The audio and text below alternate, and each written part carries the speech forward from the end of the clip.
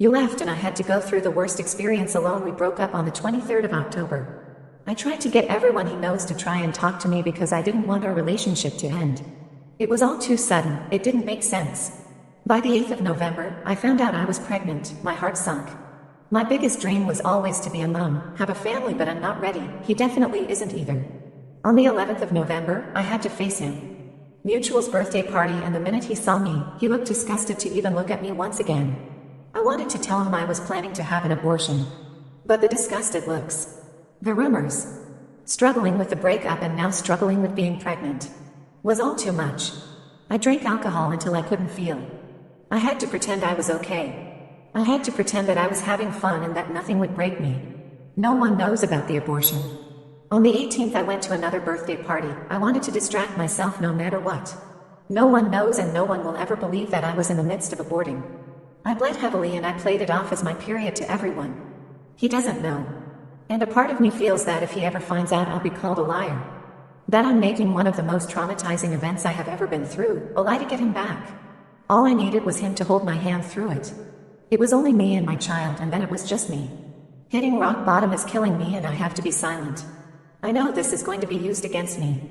I know he and all his friends will use this against me and take my trauma and throw it right back. Ida, girlfriend is mad at me. I expect her to pay mortgage 50-50. Girlfriend is unable to contribute to a down payment for apartment.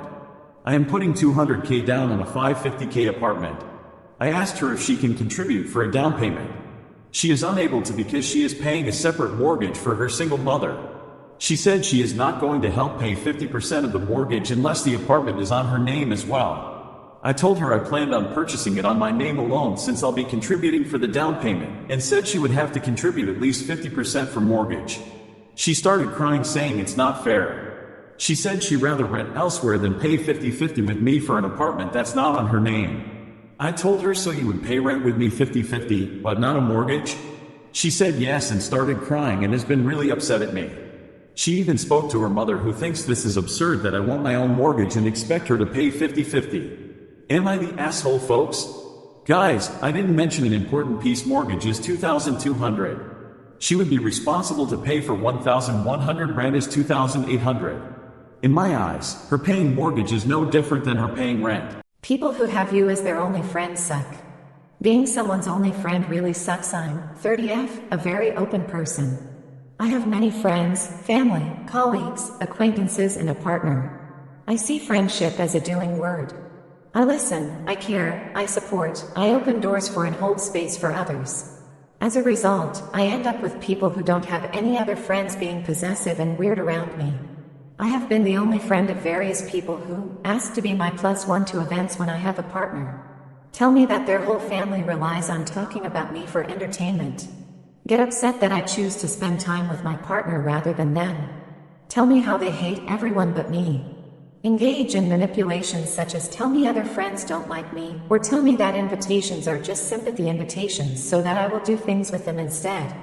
Demand I help them, and then when all I ask in return is that they help someone else after they say, you know, people are gross.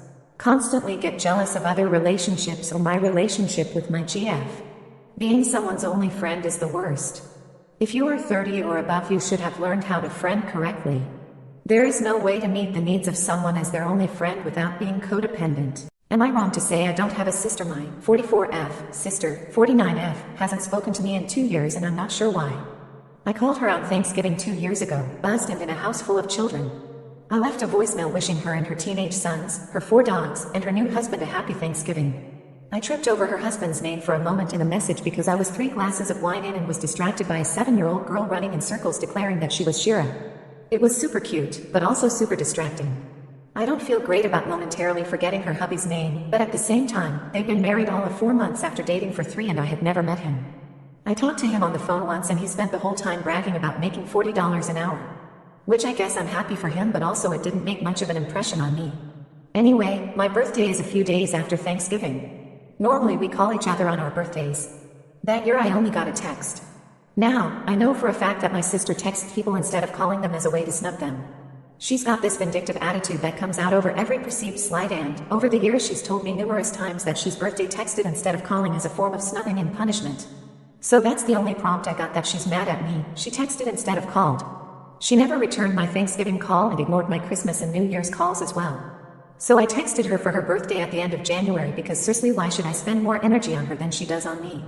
I used to send her and my nephews, 17 and 21, presents every year for Christmas. Nothing super expensive, like $50, but I think of them and try to pick things they might like. They've never reciprocated this gift giving, but they used to at least thank me. My presents for the last 2 years have gone unremarked upon. So I guess I feel like I'm spending money and effort that is neither reciprocated or appreciated.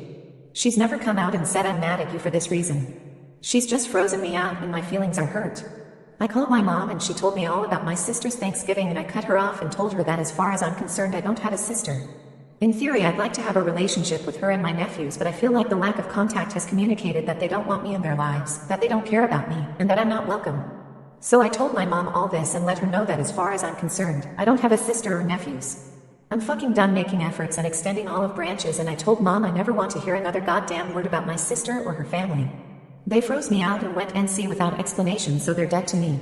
Was I wrong? Not a good Thanksgiving. My husband, 32M, and I, 33F, have been trying to get pregnant now for over a year with no success. It's starting to bother us both emotionally, but we have plans to take the next steps if nothing happens soon. For the record, this isn't a secret to either one of our families. Tonight, while visiting my husband's side of the family, everyone was discussing how sick people have been getting lately. Note, a few months ago, my sister-in-law, 38F, came to a family dinner with her sick toddler, 4F, that was medicated to mask her cold symptoms. We suspected something, but nobody said anything. It's also not a family where my husband or I could call her out because my mother-in-law